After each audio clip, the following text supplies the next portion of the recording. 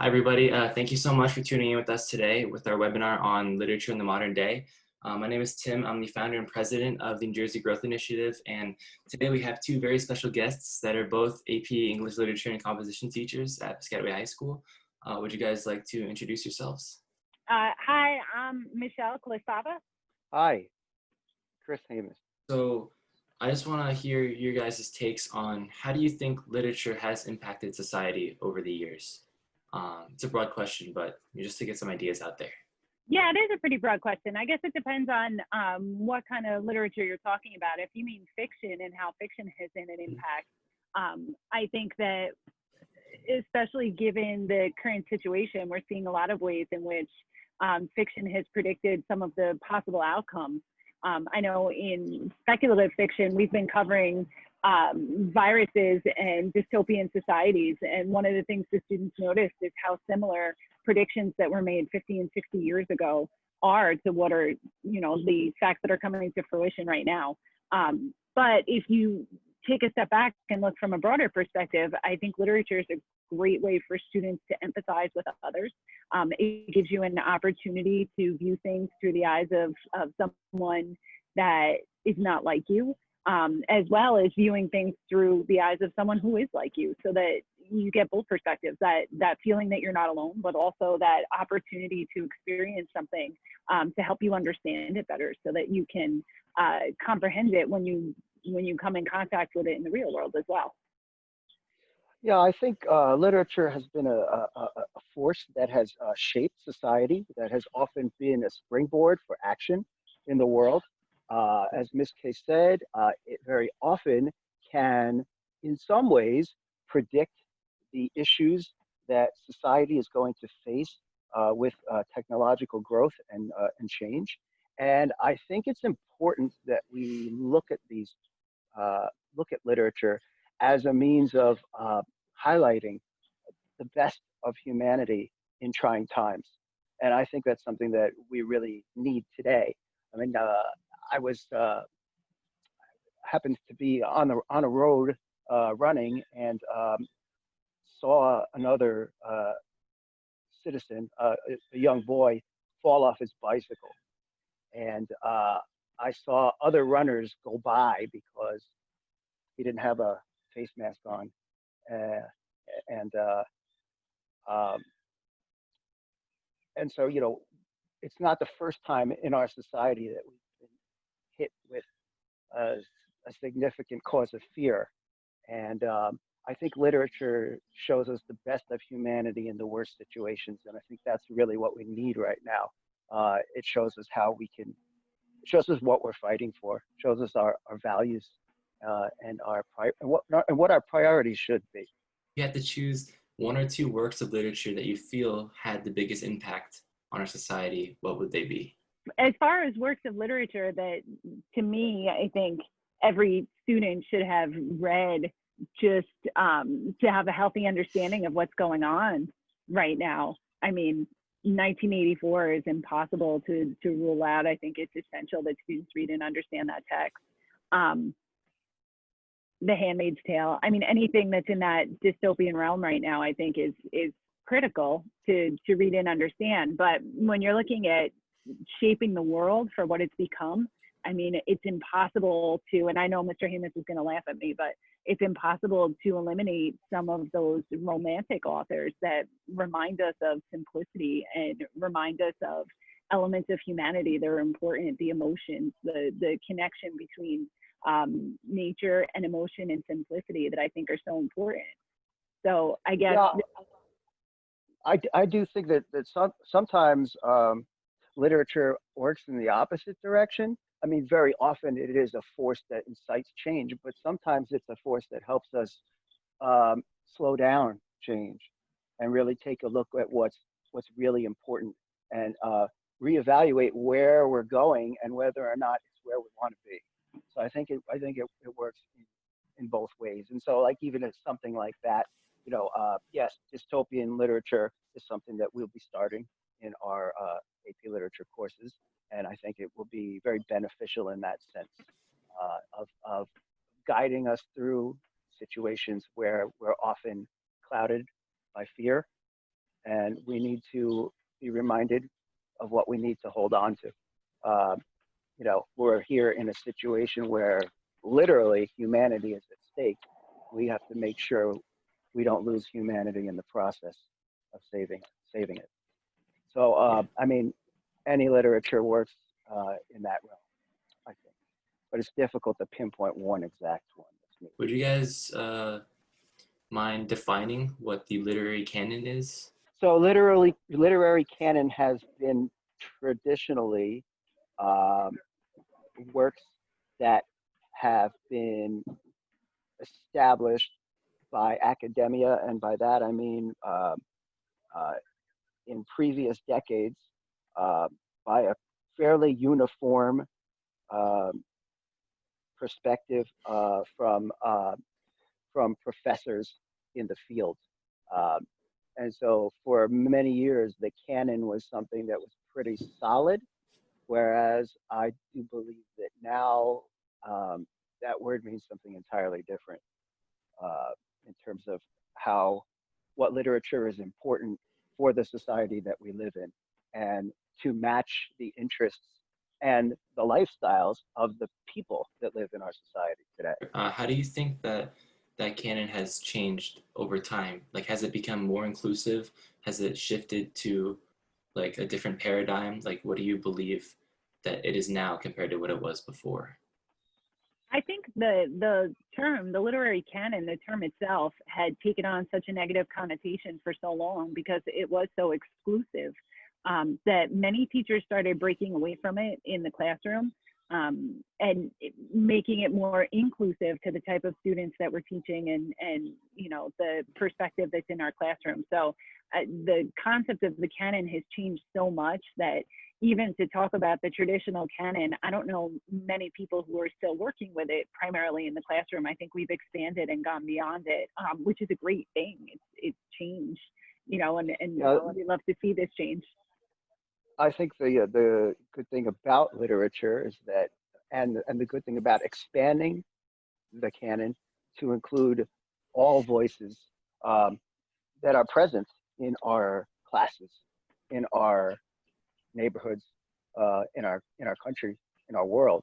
The beauty of that is that yes, we will get to see so many differences, but ultimately, I think we get to see a common humanity, which I keep coming back to, but I think is important. And one of the things that's significant about literature, as Ms. Kay had said before, in terms of empathy, right? Learning about people who aren't like yourselves, but also learning how people who aren't like yourselves, in fact, are. Is that why you guys decided to pursue literature or to teach it? Well, yeah, it does. I mean, there's, I think, a certain commonality among literary teachers where at some point in their lives, they recognize the power and importance, a moving force that they wanted to be a part of and that they wanted to be able to, pass on to another generation because it was valuable to them in shaping and forming their lives and their morals and their perspective. Right. Do you guys have any like introductory titles that you think are good for young students to read to get into literature if they haven't really delved deep into it before? That's a difficult question because it really comes down to individual taste. I mean, Mr. Hamas and I joke around about this all the time because he has books that are his favorite that I'm not that crazy about and vice versa. And I feel like a lot of the books that I love so much now are ones that, when I was your age or even younger, were the things that I was starting to delve into. And it just carried on with me and it changes over time. I mean, there's books that I was crazy about when I was 15 that I read again when I was in my 20s and it took on a different meaning, that I read again when I was in my 30s and meant something different as well. And we're going to stop there because we're not going to discuss my age after 30. But the idea is that, everyone has to pick something that they find that's interesting for whatever reason. Even if it's the cover, it doesn't matter because you'll find that books that you never thought would be something you were interested in, you get 50 pages in and you're enthralled. you know, or something that the subject matter was interesting, and then you read 20 pages and it's just not for you. So it's really difficult to pick one thing and say that that's going to spark your love of literature. I would put in a plug for poetry at this point for someone who's starting out, for the simple fact that you can cover a lot of ground in a short time period in terms of finding a writer's style or finding subject matter that is important to you. And with all of the media and all of the access to technology that we have today, I would say, you know, if you want something specific, go online and look up COVID literature or poetry during COVID-19. Just as a start, see what's out there, see what people are internalizing about this whole experience, and see if you connect with anything. I always say start with what you know, start with what you're going through right now, and that will show you the power of literature to connect people. Do you guys have any tips for young writers that are maybe analyzing literature or trying to write poems or anything of that sort? Go with what's moving you, what's something that you have questions about in life, what angers you, what kind of world you wish you could live in, because getting that information out is what sparks change. Yeah, in addition, I would tell them not to be discouraged. All good writing is rewriting. I know I say that all the time, but you're going to go through, and the best thing to do on your first run is just to get all of your ideas down on a page. That's the hardest part, is getting material down on a page, getting everything that you're thinking or whatever your ideas are, getting them written down, because from that point you can easily start to work that into something more. I think it's harder to get that stuff written down first, you know. So like Mr. Hamas said, go with what you know, go with what you feel, but get it on paper, and then go from that point to try and make it into something. Yeah, thank you. This is going to be another really hard question. I guess these are all hard questions, but how do you think that your lives have changed since you started really studying and getting deep into literature? Well, I've recently, actually, both of us have recently finished our master's in literature, which took, I believe, 3 years, and it was a fairly intense and fast-paced manner in which to acquire the master's. So there was a lot of pressure. I think that the one thing that I took out of it, because when I first started it, I was way out of shape, and it took a few months to get back into it, to have your brain operating on that literary level, college level that I hadn't been in for a while. But I was able to get back to a place that I was comfortable and confident in myself and my ability. So I think, you know, just the very act of staying involved, keeping yourself challenged, keeping, you know, to keep going and keep reading and constantly pushing yourself to read more and more. You know, that really allows you to have longevity in your life and in your career, and in pretty much in any. I'm a learner. I love to learn new things, and I think that being a literary teacher, especially, is a fantastic opportunity, because every time we discuss a text in class, it's different. There's different perspectives, there's different people in class. So even if I'm teaching the same book year after year, I have a different experience every single time, and I always pick up on something new, or I learn something new, whether it be through the filter of a student, or whether it be through reading the book for the 900th time, and having a conversation that opens up a different angle that I never saw before. So I think that is a great thing about literature, because you're constantly learning something new. Even if you're reading something from, you know, the 1500s, there's still something new that you can figure out, whether it's about yourself, whether it's about the society you live in or the society that they lived in. There's always something there. So I think that that's a great aspect about how it's constantly recreating you as a person, and it's keeping you open and keeping you alert and aware of all these possibilities and all these options. Yeah, I agree completely. I mean, a lot of times it helps to shape your personality, uh, um, hopefully for the better. But a lot of times it corresponds to your personality at the time and where you are in life. And as a teacher, it makes it just so exciting.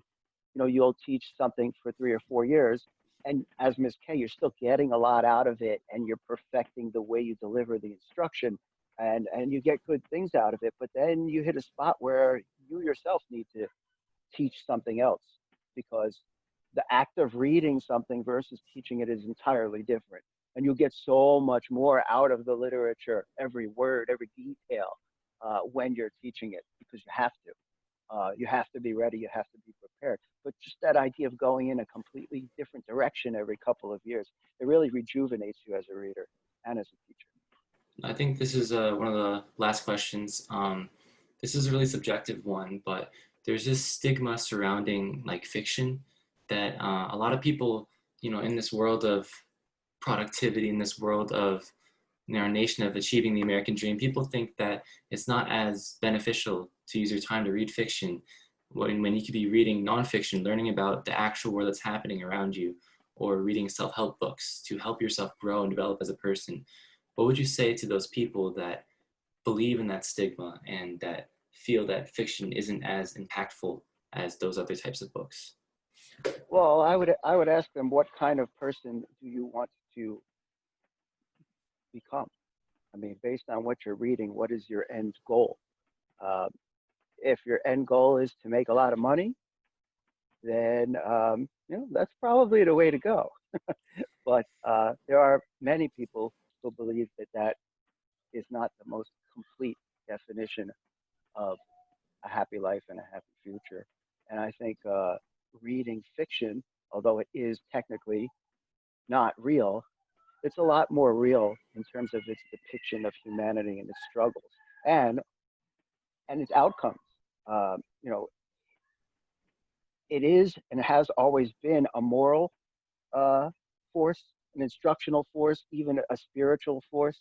Um, and I guess the question would be, if you are abandoning literature and all of the things that it can give you, that will last for your lifetime, uh, what are you turning to instead? I agree. I think that reading literature encourages creativity, it encourages critical thinking skills. There's so many aspects that come from, and not to say that nonfiction is not essential either. I think they both have value in their own way. But by eliminating fiction, I think you're taking away so many elements that build up that creative thought process. I read an article just about, I don't know, 3-4 months ago, where they talked about medical school is now requiring pre-med students to take fiction classes because it helps with bedside manner. It helps remind them of the emotions that are involved, because too much of the hard sciences was pulling them away, pulling doctors or potential doctors away from the human aspects of being a medical practitioner. And it's so true. The way that you remind yourself of those elements of humanity is by immersing yourself in them. And that's really going back to the study of literature. That's what helps with that. Yeah, I mean, literature allows you to enter, as Ms. Kay said before, entirely different situations that real life don't bring you. But the one thing in common that we find, which is what makes literature, um, I guess, applicable, or in a sense universal, that everybody can get into it, right? Is that no matter what the time period is, what the city is, what the situation is, if it is explained well enough, at the heart is what it means to be a human, what it means to think and feel for yourself and for others. And we really need that connection in society, because as Ms. Kay said before, there are a lot of things that encourage you to be out there on your own, uh, in solitude, and forget what it means to be social, forget what it means to be empathetic towards people all around you. Uh, so I think that's something that would be lost if literature was lost. One thing, one last question. This is about poetry. I know you're really big on poetry, Mr. Hamas, and and a lot of people would say that you could either have a love or hate relationship with poetry. That's kind of what I get. And Ms. Klastava, I know that you said you used to not be so big on poetry, but now It is you're not really, my favorite. yeah. But you said it's kind of growing on you, right? What caused How that? many poetry books do you have on your desk right now, Mr. Slava? Well, and I think it's the way that you approach poetry that really, I mean, Mr. Hamas is able to immerse himself in it. He's able to read it and get a sense for the feeling and the emotion. And I think I've always enjoyed poetry for the puzzle, for the critical aspects of it. I like to analyze it. So for me, it's enjoyable to break it down line by line, piece by piece. But I have a science mind. I've always had a science mind. That's the way that I approach everything is analytically. And I think that the more that I work with poetry, the more interesting it gets, the more I appreciate it, the more that I begin to grow and understand it. And I think that for some people like Mr. Hamas, it's something where he walks in and he just is naturally more comfortable or understands it a little better. But I agree with you. Most students who come into our class in the fall, that's their biggest hang up, is they're either a huge poetry lover or they're deathly afraid of it, because it's intimidating. I've read plenty of pieces where if you go through it on the first time, you have absolutely no idea what's going on in there, and it makes it seem like it's totally random and that nothing is working together. And it really takes time to sit down and study it critically for those people who are not big fans of it, to learn to appreciate it. And I've had students tell me in the fall they hated it and in the spring they loved it. It's something that takes time and they have to work their way through it. Unlike Mr. Hamas, who can sit down, read a poem, know exactly what it means, and love it to death. Well, I think you're giving me way too much credit there. I thank you for the compliment, but it's a little far-fetched. I can say that I think that a student's like or dislike for poetry might not necessarily have anything to do with that. A lot of teachers of literature shy away from poetry through various issues. I've always found poetry to be therapeutic if you are willing to use the poem to look inside yourself, if you are willing to share yourself with others in a discussion of the poem. And some people are just more inclined to be freer with their emotions than others. But I would say, given the amount of poetry that we work with every day, and don't let Ms. Klastava fool you, the twinkle in her eye when she comes up with a nice poem that she thinks we can use in class. We may be entirely opposites in terms of our personalities, but we still find something within poetry that gives us what we need. So if anything, take that as an example. Will poetry be a little bit harder in most cases than prose? Yes, but not everything that's of great value comes very quickly. So be patient. You'll find something that'll be worth your while. Before we end, is there anything that you guys would like to leave the viewers off with? Any advice or any comments? Whatever you feel is best. No, I just want to say thank you for the opportunity. I hope in whatever way it's beneficial to whoever sees this, and ultimately creates greater lovers of literature. Yeah. All right. Thank you guys so much. I really appreciate that you took the time to do this, and I hope that everyone could find some value from this conversation, and hope to see you guys soon. Thank you. Us too. Thank you.